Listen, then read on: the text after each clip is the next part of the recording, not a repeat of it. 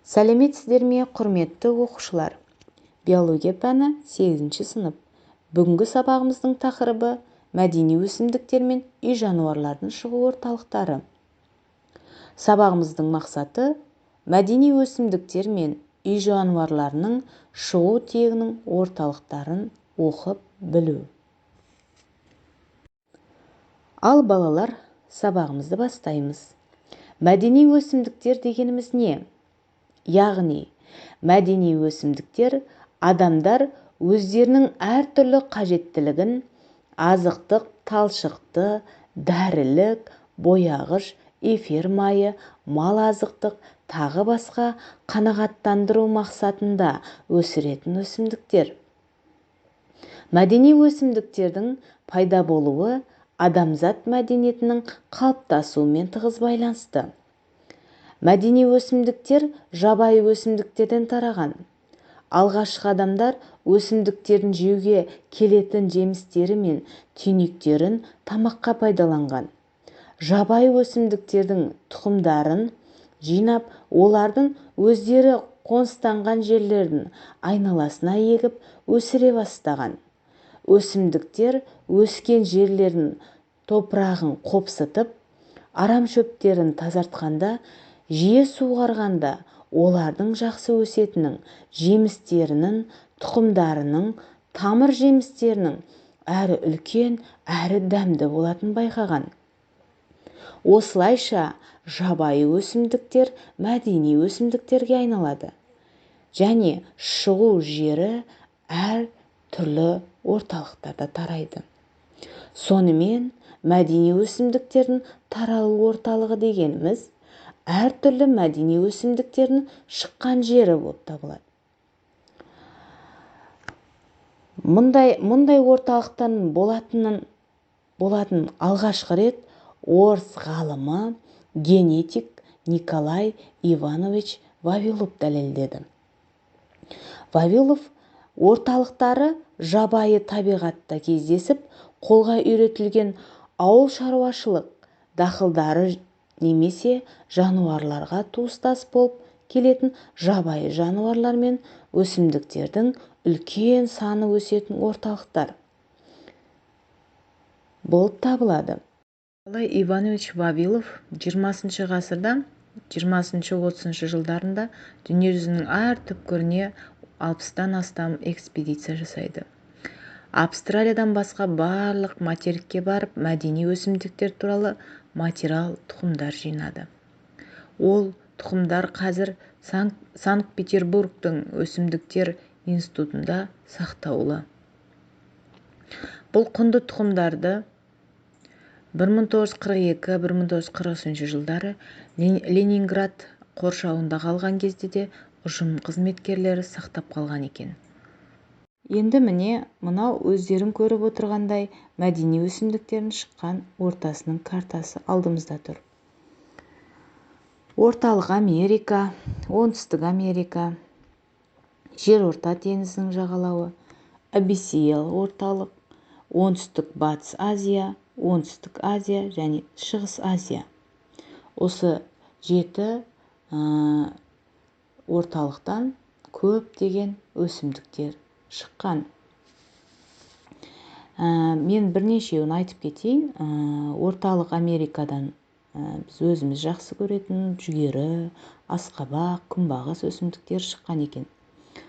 Оңтүстік Америкадан картоп, ананас өсімдіктері, Жерорта теңізінің жағалауынан қызылша, пияз, қырыққабат өсімдіктері, Абиссиялық орталықтардан қарбыз, сүйіп жейтін бананымыз да сол жақтан шыққан екен. Оңтүстік Батыс Азиядан қауын, сәбізімізді көріп отырмыз. Оңтүстік Азиядан лимон, қияр, күрішіміз шыққан екен. Шығыс Азиядан өзіміз күнделікті жеп жүретін алмамыз Шығыс Азиядан шығып отыр екен. Енді шығу орталықтарын таныса отырып, мынандай бір қосымша деректерді айтып кеткім келіп тұр. Николай Иванович Вавилов өзінің экспедициялық саяхаты кезінде алманың отаны Алматы қаласына жақын тау шатқалдары деп өз болжамын айтқан екен. Ал қазір заманғы америкалық генетик ғалымдар соңғы ДНК-лық зерттеулерінде алманың мәдени түрлерін шыққан орталығы Қазақстанның Қырғызстанмен шекарасындағы сайлар екен деп тапқан екен. Енді сол мәдени өсімдіктер дүниесінің орталықтарымен бірге үй жануарларында арғы тектерін қайда шыққандығы туралы зерттеген болатын. Мына суретте көріп отырғандай, ит үй жануарлары биологиялық зерттеу бойынша ит сүтқоректілер класының төбеттер тұқымдасының қасқырлар тегіне жататын жыртқыш. Арғы тегі жабайы қасқыр. Мүйізді ірі қара ауыл шаруашылығының малының көп деген топтар жатады.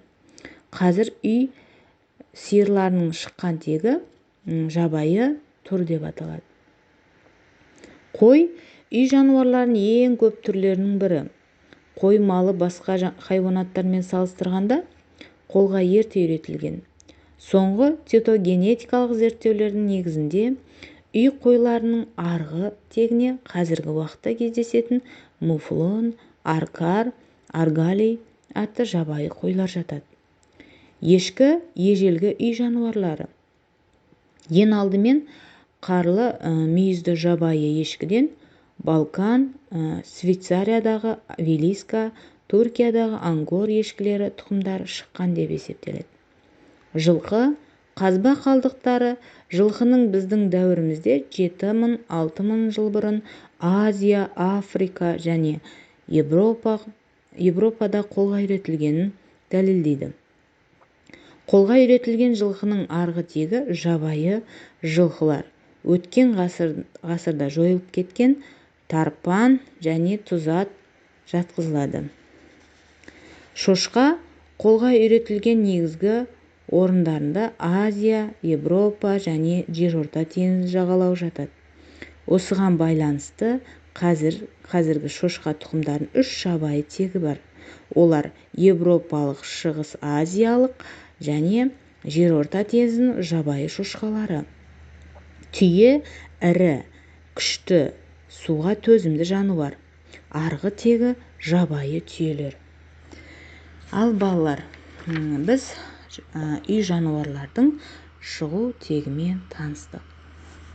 Ал оқушылар мынау кестеде көріп отырғандай, қолға үйретілген жануарлардың орталықтары Қытай Малай орталығы, Үнді орталығы, Оңтүстік және Батыс Азия орталығы, жерорта теңізінің орталығы, Африка орталығы, Оңтүстік Америка орталығы, Африка елдері орталығы, Азия, орталық Азия. Көріп отырғандай, осы орталықтардан үй хайуанаттар көптеген түрлері тараған екен. Және де бізде мал шаруашылығы қазақ жерінде неолит дәуірі алғашқы қолға үйретілген үй жануарлары ешкі, таутеке, қой, арқар, сиыр, жылқы, ежелгі мал сүйектері энолит дәуіріне ескерткіш ретінде қалған екен балалар. Ал балалар, бүгінгі тақырып бойынша сіздерге тапсырма. Кестеде берілген мәдени өсімдіктер мен жануарлардың шығу орталықтарын сәйкестендіреміз. Осымен сабағымыз аяқталды. Сау болыңыздар.